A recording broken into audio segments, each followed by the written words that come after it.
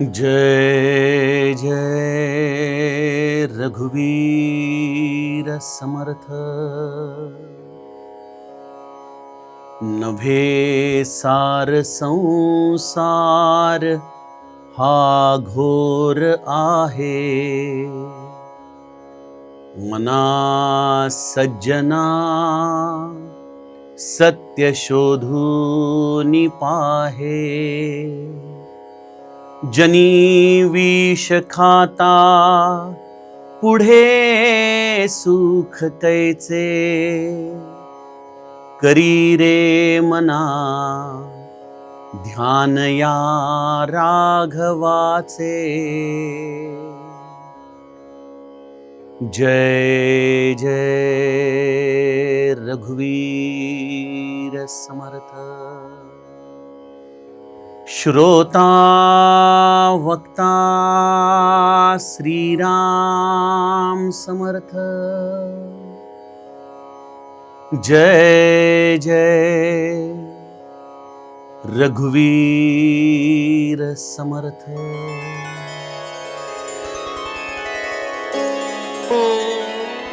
श्रीराम आपल्या सर्वांच्या हृदयस्थ वसणाऱ्या आत्मारामास साष्टांग प्रणिपात करून मनोबोध एक अंतरयात्रा या आपल्या श्री समर्थ रामदास स्वामींच्या मनाच्या श्लोकांचं जे आपण चिंतन करत आहोत। सज्जन हो, आज आपण त्यातील श्लोक क्रमांक 66 याचं चिंतन पाहणार आहोत। गेल्या श्लोकामध्ये समर्थांनी विषयाने लिप्त असलेला आपल्यासारखा जीव कसा दैन्यवाणा असतो याची आपल्या सर्वांनाच जाणीव करून दिली। हे विषय आम्हाला या जगाकडून सुख मिळवण्यासाठी सतत भाग पाडतात आणि त्यामध्ये सगळ्यात मोठं नुकसान होतं की त्या विषयातून सुख तर प्राप्त होतच नाही, पण जीव आपल्या हृदयस्थ असलेल्या भगवंतापासून दुरावतो मात्र। ज्या सुखाचा शोध तो या चर्मचक्षूंच्या आधाराने बाहेर दृश्य जगात करतोय, खर तर त्या सुखाचा निधी, तो सुखधाम आपल्याच हृदयामध्ये वसतोय।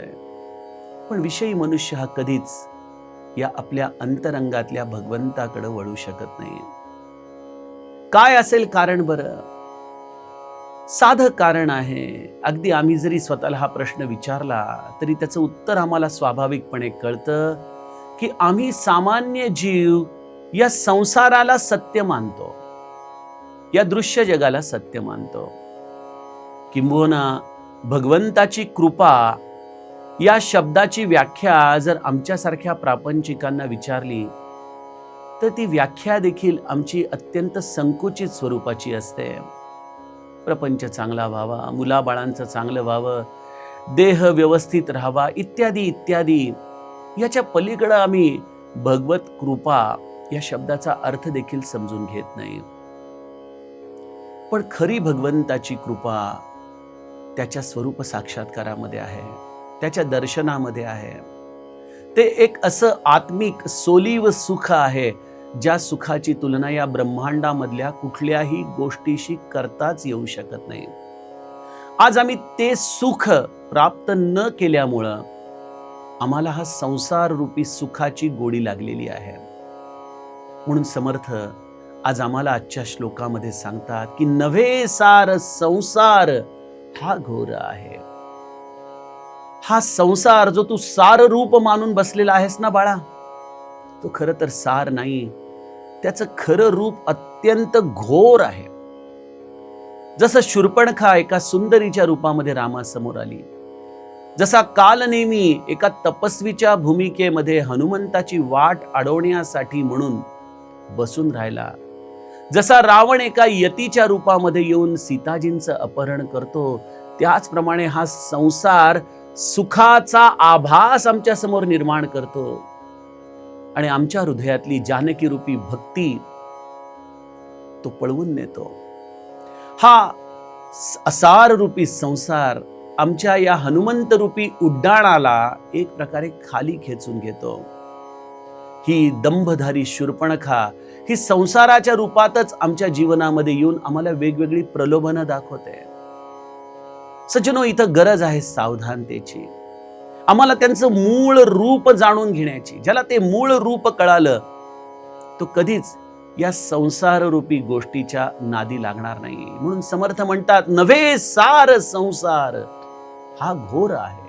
अतिशय भयानक त्याचं रूप आहे. मना सज्जना सत्य शोधून पाहे. आम्ही इथं चूक करतो, कारण आम्हाला लहानपणापासून एकच आशीर्वाद मोठ्यांकडून मिळत असतो, चांगला संसार करा, सुखाचा संसार करा. त्यामुळे संसारामध्ये सुख मिळवणं हेच आमचं जणू काही ध्येय या ज्येष्ठांच्या आशीर्वादामधून आम्ही आमच्या हृदयामध्ये कुठेतरी घट्ट धरून ठेवलंय. कोणीतरी एखादा विरळाच असा असतो की या संसार सुखाच्या पलीकडे देखील काही सुख आहे का, याचा विचार करायला लागेल. म्हणून समर्थांनी या मनाला, या सज्जन मनाला जणू काही विचारलंय, मना सज्जना सत्य शोधून पाहे. अरे किती काळ या आभासात्मक संसार सुखाच्या मृगजळामध्ये धावत राहणार, कधीतरी थांब, सत्य शोधून बघ. पण आम्ही मंडळी कशी आहोत? जनी विष खाता पुढे सुख कैचे. आम्ही सगळी मंडळी एका परंपरेने बांधली गेलेले आहोत. या संसारामधूनच सुख मिळवणं हेच जीवनाचं सर्वस्व आहे हे जाणून आम्ही तेच विष सगळेजण प्राशन करतो, जे परंपरागत अनेकांनी प्राशन केलेलं आहे. आणि ज्याने ज्याने ते विष प्राशन केलं, कुठलं विष? संसाराला सत्य मानून त्यातून सुख प्राप्त करण्याच्या अभिलाषाने संसारामध्ये आसक्त होणं हेच ते विष आहे. आणि हे विष ज्याने प्राशन केलं त्याला कधीच सुख मिळू शकत नाही. ज्याप्रमाणे एखाद्याने जर विष प्रयोग स्वतःवरती केला तर तो स्वतःच जसा तडफडत राहतो, त्याप्रमाणे संसार सुखामध्ये जो रत आहे त्याची देखील अशीच अवस्था होते. म्हणून या सगळ्यावरती एकच उपाय आहे, करी रे मना ध्यान या राघवाचे.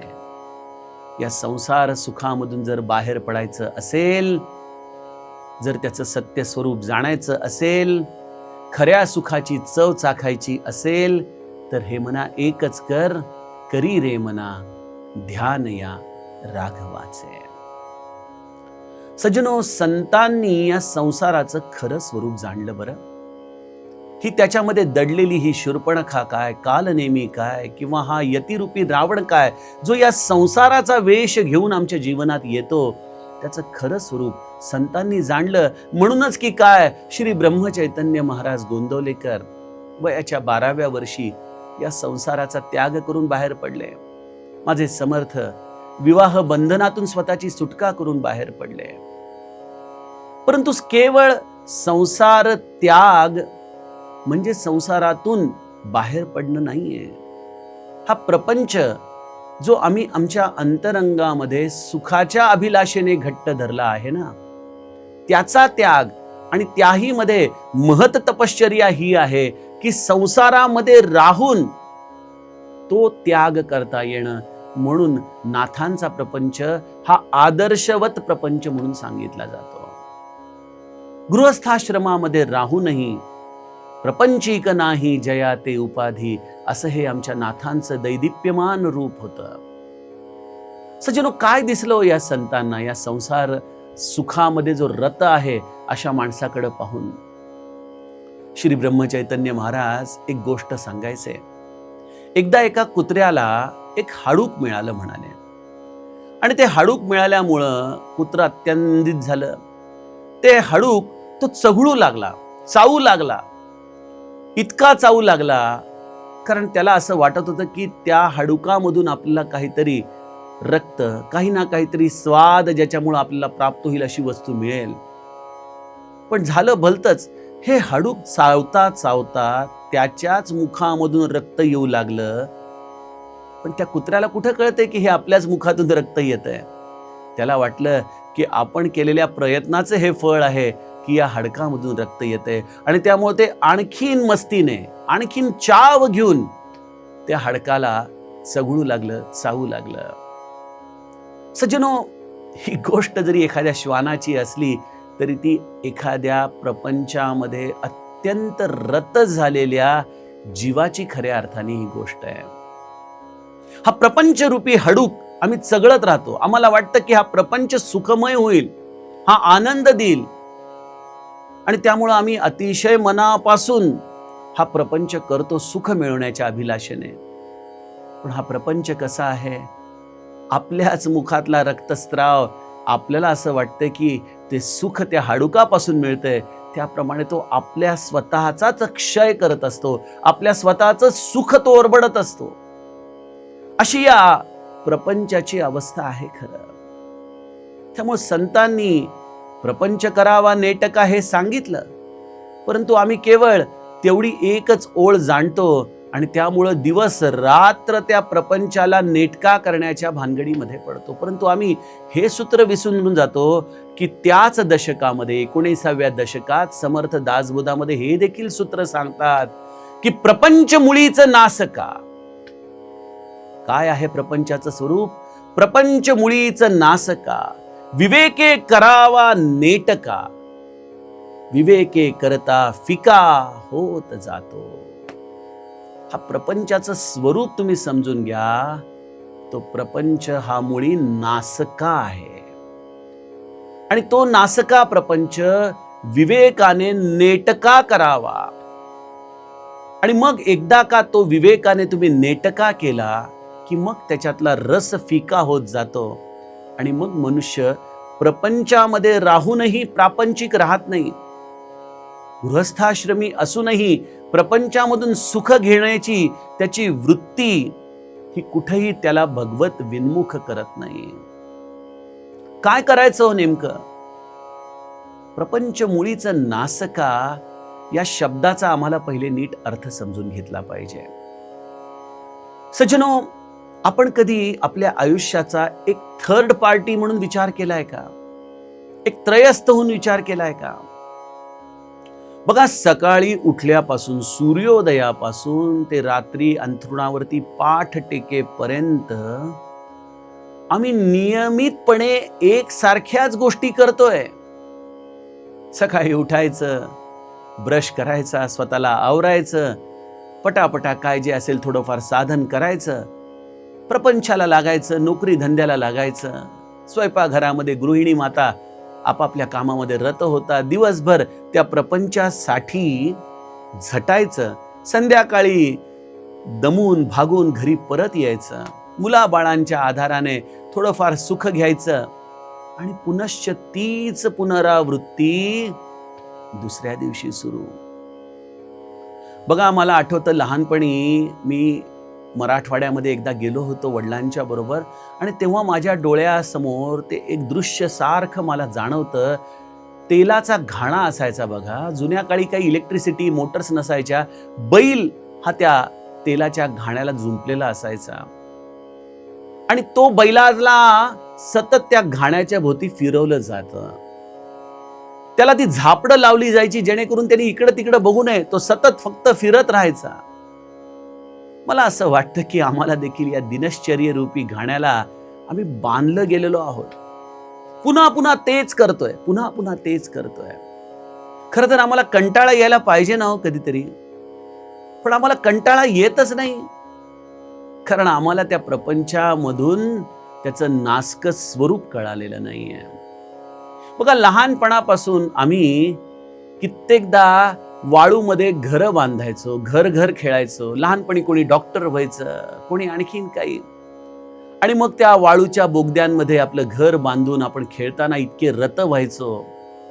आणि मग संध्याकाळ व्हायची, अंधार पडू लागायचा आणि मग आपली आई कुठून तरी जोरात हाक मारायची, अरे चल घरी, आता थांब, चल, लगेच चल. असं म्हटलं की आपण ते सगळं तिथं टाकायचो आणि निघून जायचो. किती कष्टाने आपण बनवलेलं असायचं ना ते घर. 2 तास त्याच्यावर मेहनत चाललेली असायची, पण आईचा आवाज आला की नाईलाज व्हायचा. सगळं सोडून आपण तिथून निघून जायचो. मला असं वाटतं की लहानपणीचे खेळ आमचे कधी आयुष्यभर सुटत नाहीत. मोठं झालं तरी आम्ही हे घर घरच खेळत राहतो. अगदी घर घर लागूच तर हे घर चालू राहतं. आणि मग एखाद्या दिवशी ही काळरूपी जननी आमच्या समोर येते आणि म्हणते, चला वेळ झाली, आता निघायचंय. आणि मग त्या क्षणी आम्ही ते जसं असेल तसं टाकून तिथून निघतो बघा. त्याच्यातली कुठलीही वस्तू बरोबर न घेता, ज्याच्यासाठी आयुष्यभर झटलो त्यातली कुठलीही गोष्ट न घेता आम्ही रिकाम्या हाताने या मृत्यूची घटिका होताच या इहलोकातून निरोप घेतो. कुठं जातो माहित नाही, पुढं काय होतं कल्पना नाही. संतांनी हे सगळं जाणलं आणि त्यांच्या लक्षात आलं की अरे तू या संसाराला सत्य मानून केवळ त्याच्यासाठी झटत राहिलास बाळा, आता या जीवाची पुढं काय गती होते. समर्थांनी जे आधी दैविक ताप सांगितलेले ते आपण वाचावे. जीवाला किती पद्धतीने त्रास सहन करावा लागतो, असहाय्य अगतिक अशी त्याची अवस्था असते, कोणाला सांगता येत नाही. पण तो अत्यंत विचित्र असा त्रास त्या जीवाला हा देह सोडल्यानंतर देखील सहन करावा लागतो. कारण आयुष्यभर संसार रूपी विषच आम्ही प्राशन करत राहिलो ना. लोक म्हणतात अहो संसाराशिवाय कसं होणार, संसार सोडून तर कोणीही परमार्थ करावा असं सांगितलं नाहीये. श्री महाराज देखील म्हणतात ना की प्रापंचिकांनीच खऱ्या अर्थाने परमार्थ करण्यासाठी त्याला भगवंताने अगदी योग्य जागा दिली आहे. कारण सगळ्या थेअरी त्याला प्रॅक्टिकल मध्ये आणता येतात तिथं. अगदी बरोबर आहे. या प्रापंचिकांनाच हा भगवंत प्राप्त करण्यासाठी एक अतिशय चांगली संधी भगवंताने दिलेली आहे.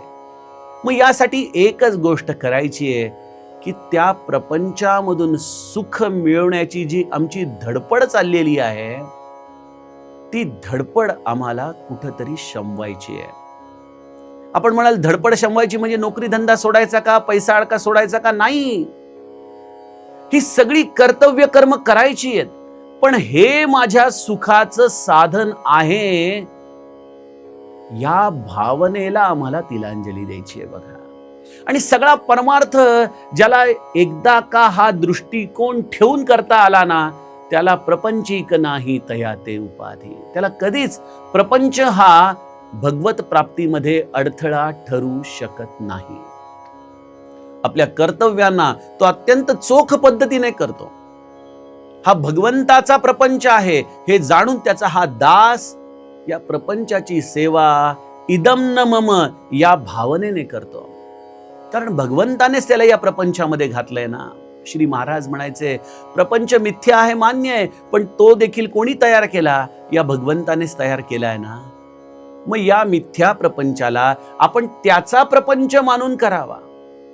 जोपर्यंत मी करता आहे, मी भोगता आहे या भावनेमध्ये आम्ही आहोत तोपर्यंत प्रपंचामधून सुख मिळवण्याची आमची अपेक्षा, आमची इच्छा ही कधीच शमू शकत नाही. हा प्रपंच रामाचा आहे या भावनेने जो प्रपंच करेल त्याला त्याच्या सुख दुःखाची बाधा होणार नाही. कारण मग रामराया जे देईल त्यामध्ये आनंद आहे, रामराया जसा ठेवेल त्यामध्ये आनंद आहे. आपण कुठलीही तक्रार न करता या प्रपंचामध्ये राहणं म्हणजेच खऱ्या अर्थाने ते सत्य शोधणं आहे. आणि ते सत्य ज्याला उमगलं तो एकच करतो, करी रे मना ध्यान या राघवाचे. तो निरंतर मनाने एकच गोष्ट आपल्या हृदयामध्ये जतन करतो की हा प्रपंच रामाचा आहे. हा सगळा पैसा अडका, ही मुलं बाळ, ही सगळी या प्रपंचामध्ये येण्याची माझ्या जीवनाची दिशा आणि दशा हे सगळं माझ्या स्वामींच्या हातामध्ये आहे. आणि त्या स्वामींचं निरंतर चिंतन करत राहणं हेच माझं विहित कर्म आहे, हाच माझा परमार्थ आहे असं जाणून जो प्रपंचामध्ये राहतो सज्जनो त्याला हे विष कधीही त्रास देत नाही. त्याचा प्रपंच हा देखील नाथांसारखाच बहरतो. त्याचा प्रपंचच मुळी परमार्थ होऊन जातो. त्याच्या प्रपंचामध्ये त्याची कुठलीही कर्तव्य चुकत नाहीत. नवे नवे त्याचा प्रपंचामध्ये रत असलेल्या माणसापेक्षा देखील उत्तम प्रभू रामचंद्र करून टाकतात. कारण जो संपूर्ण ब्रह्मांडाचा प्रपंच चालवतो त्याच्याकडे जर आपल्या 4 लोकांच्या प्रपंचाची सूत्र आपण सोपवली तर तो नाही का चांगला करणार. एवढं तरी आपण निदान त्या भगवंतावरती विश्वास ठेवावा आणि मनाने त्याच्या स्मरणामध्ये राहावं. म्हणजे या प्रापंचिक सुखांची जी अभिलाषा आम्हाला निरंतर जाळत असते, ते विष आम्हाला बाधणार नाही. प्रपंचाचं खरं स्वरूप असार असूनही आम्ही त्यामध्ये राहूत आणि कुठल्याही पद्धतीने आम्हाला जीवनामध्ये रामाचं विस्मरण घडणार नाही, असं श्री समर्थ माऊलींच्या या श्लोकाचा भावार्थ आहे. सज्जनो, यातील पुढील श्लोकाचं चिंतन आपण उद्याच्या सत्रामध्ये करूयात. जानकी जीवन स्मरण. जय जय राम.